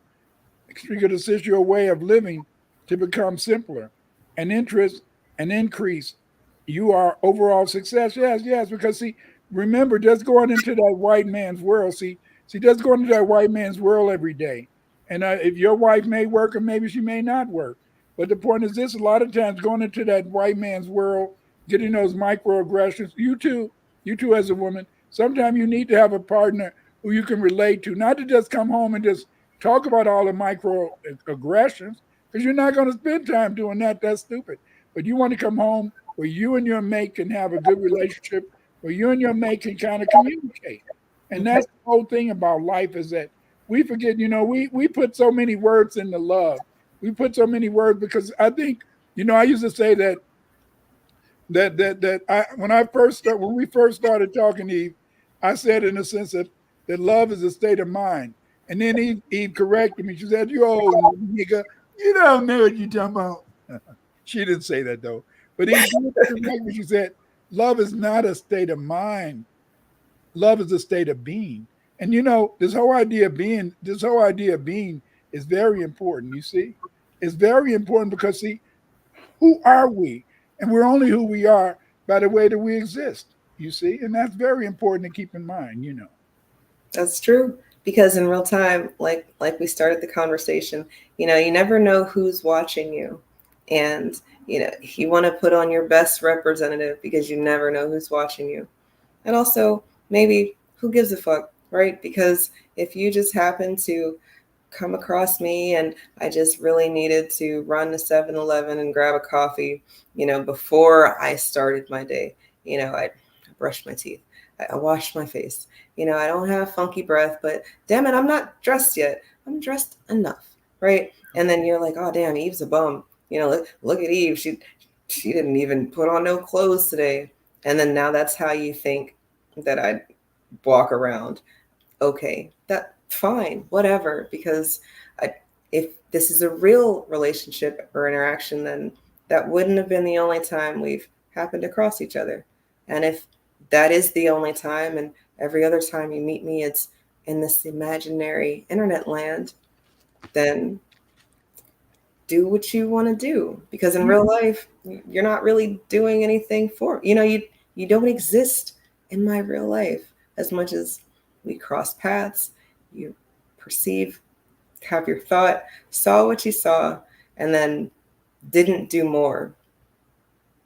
I think more people should do more with their initial happenings with people, to the extent of, if you got the maybe explore that, don't just ignore it. Or if someone made you feel like, oh yeah, like I could do other stuff with this person, explore it.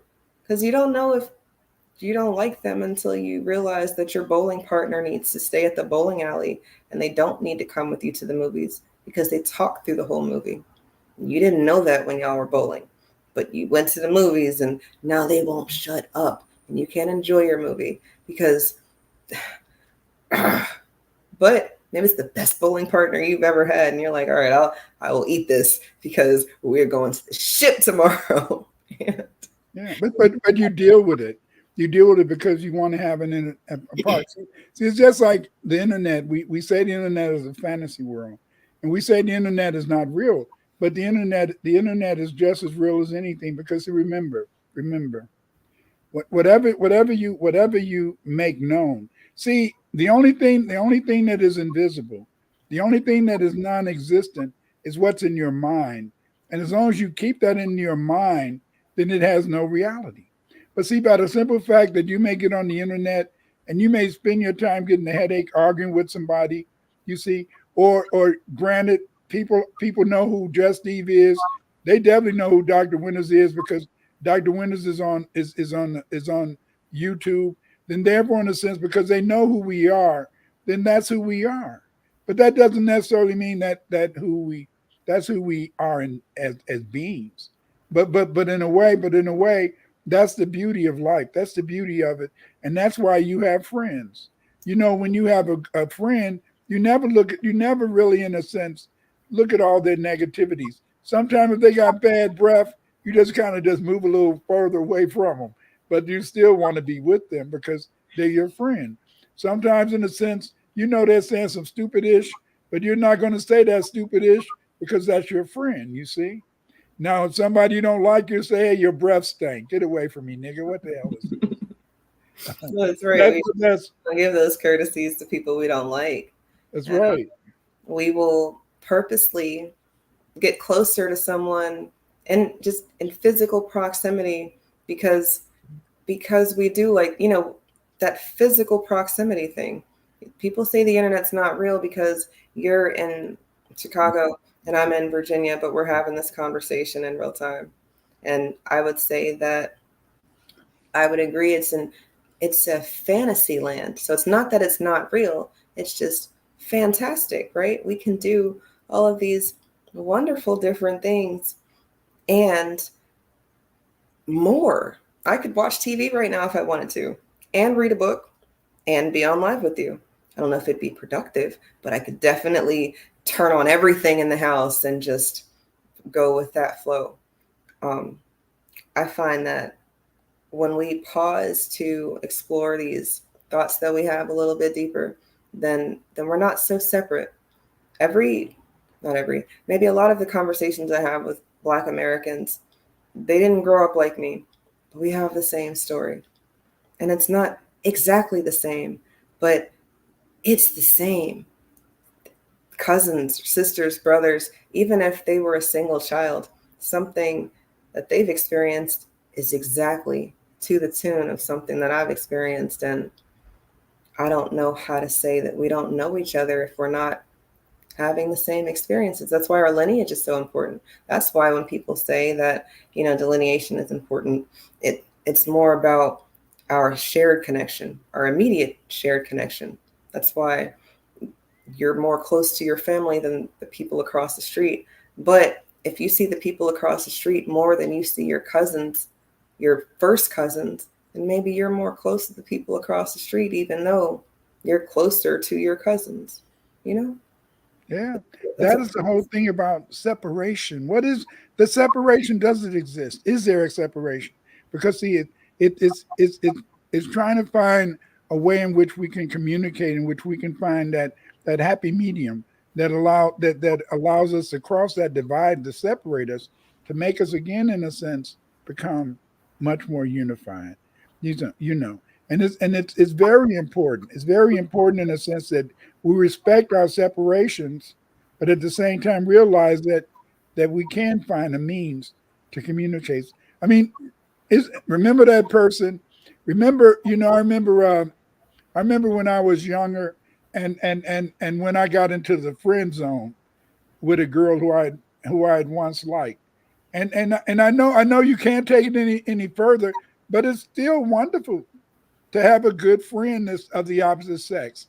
I do believe that I do believe in a sense it's hard for maybe men and women to work around each other because some people don't know what love is. Some people don't know what love is. Most of us, most of us believe that if you love somebody, you got to screw them. And that's how we make our mistake. Instead of understanding that you can love somebody and that there is a platonic love. But because of the fact that most of us see everything from that perspective, that's why a lot of times some of the outcomes are negative. Because after we've had sex with that person, well, maybe well, I didn't really want that. It's that's stupid. It's stupid. it's Stupid. But you say to it's yourself, stupid though. I didn't really want that. I Why did don't I think do that's that? stupid. It's shallow, right? Because Uh-uh. people understand primal urges and that sort of communication way more than they will want to sit down and have a conversation with someone about things that thing for them. That it makes things very uncomfortable when you start knowing why they act like they act, especially if it were someone you were intimate with or going to be intimate with. Those questions are real deep.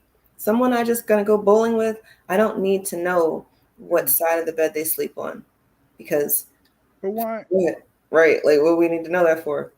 But if this is my person, I need to sleep on the side of the bed that is away from whatever it is. I don't know, fill in the blank. And then yeah, it's just a deeper conversation because of how they're going to be in my life versus other people. Like you said, you don't judge your friends because you're not sleeping with them. You Yeah. start judging people when you sleep with them because you're like, damn it, I Why hmm. did I, but why is it sometimes you say, why the hell why did I do that? I like that person. I maybe even love that person, but I didn't feel. Yeah, I may have had the climax or whatever you want to call it, but I didn't really. I'm not getting nothing out of this. You see, and I know people out there. You're saying, what the hell is Dr. Winters talking about? Well, you've been with somebody who the hell you knew. Damn, I'm wasting my time. What is this? Why did I do that? She was fine as hell. She was whoa, but damn, that's not what I wanted. You see, and I think that this is the thing that makes it very difficult because that's why we're always trying to see what is the degree of separation that divide us, so we can find a way to bring us back into our contentment. And I think that that's what I always say. And people say, "What does a woman bring to the table for me?" What a woman brings to the table for me is a woman who makes me feel content, who makes me feel happy. You know, I'm gonna ask you a question. Okay. And what what what is it? What does a man bring to the table? Nobody ever asks this question. I'm asking. What does a man bring to the table that makes you feel that they should be acceptable? Oh, I only have one answer for that. It is consistency. But that would be it at my table. Some women don't like that. And it's a catch 22 because if you are like me, I'm way more spontaneous than I am structured. But I just told you that my man needs to bring consistency to the table. And because if I'm so wavy, I need him to be not wavy. We can't be the same. That's deep. Sometimes, I picked the right one. I picked the right one because he's wavy sometimes too.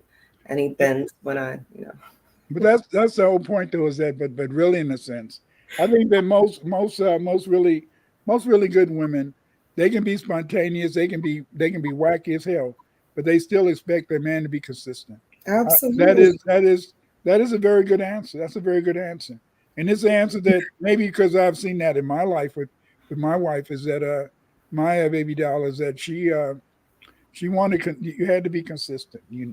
And the thing is, this is that if if you're in fellas, if you're in a relationship and you deviate, then that's when your woman look at you side eye, and then you got to do some explaining, and you can be fucked up because the point is this is that most women they do want to see consistency. They do in a sense want to see where you're always there. But like my father, he told me three things. He said, Clyde, when you get married, number one, you don't tell your wife how much you make. Number two, you don't come home at the same time. Because if you come home at the same time, then they'll be wondering if you stop off with the guys sometimes to have a drink or whatever, they'll be wondering where you at. So you never come home at the same time. I told my kids that's right, girls. If any of you, and one of my daughters told my daughter-in-law told me the other day, I listened to your show with Eve. You know who you are, Miss M. So I'm talking to you. Is that I told my sons the same thing, and so then but she said she listens to our show. Oh, So I have to give her that. She said something else about is a misspelled word somewhere, but I got to remember to check that out.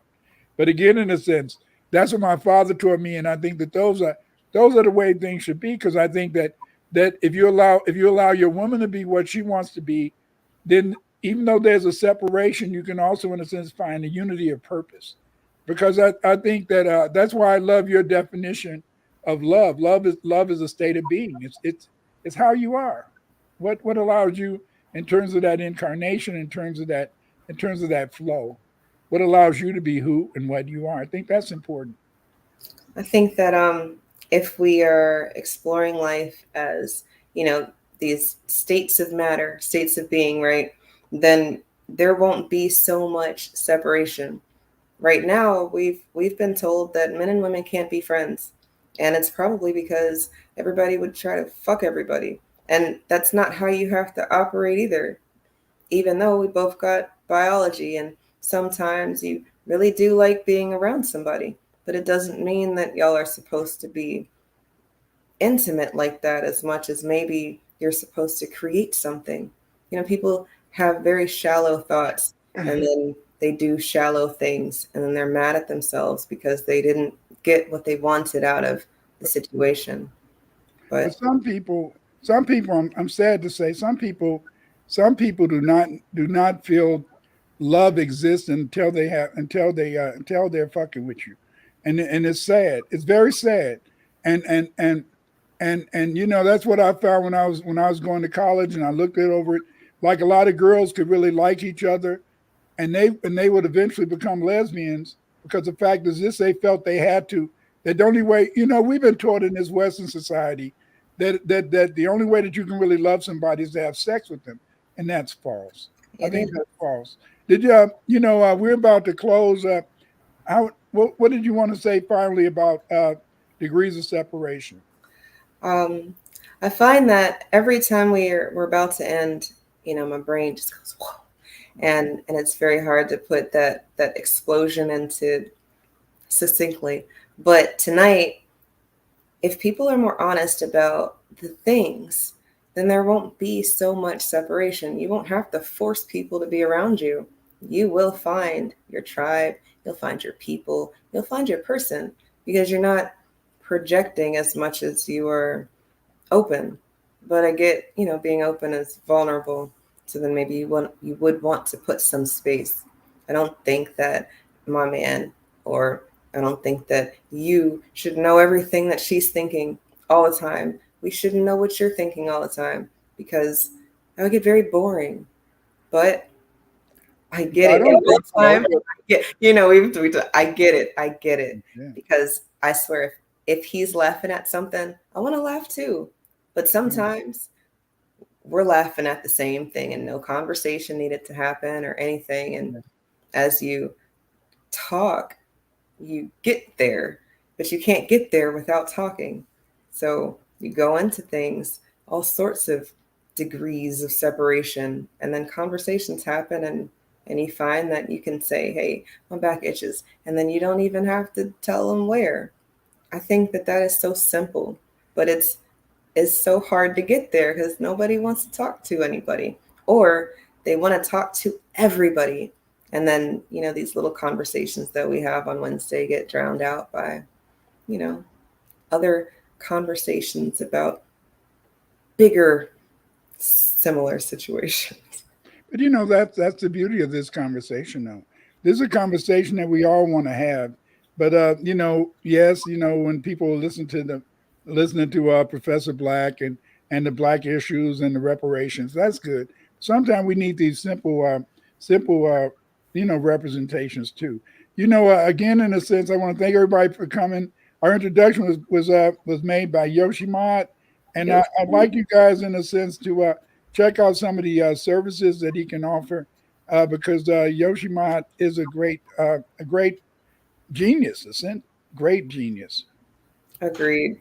Productions, we're here to take your brand and creativity to new heights.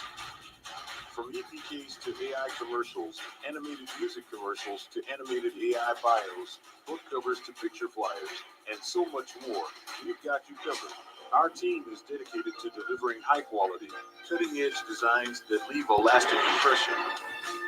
And for our valued clients, we offer exceptional creativity, a customer-centric approach, and work that reflects the latest trends and technologies.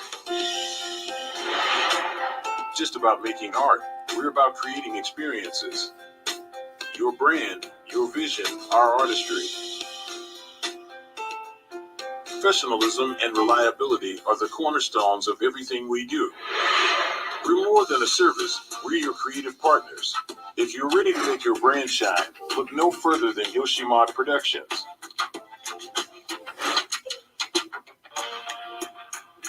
Join us in the journey of creativity.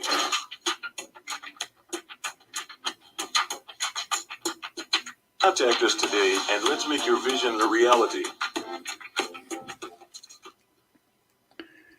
Again, thank everybody. Thank you for coming. See you next week, and hopefully you guys were entertained. And hey, bye, everybody. Like first, bye.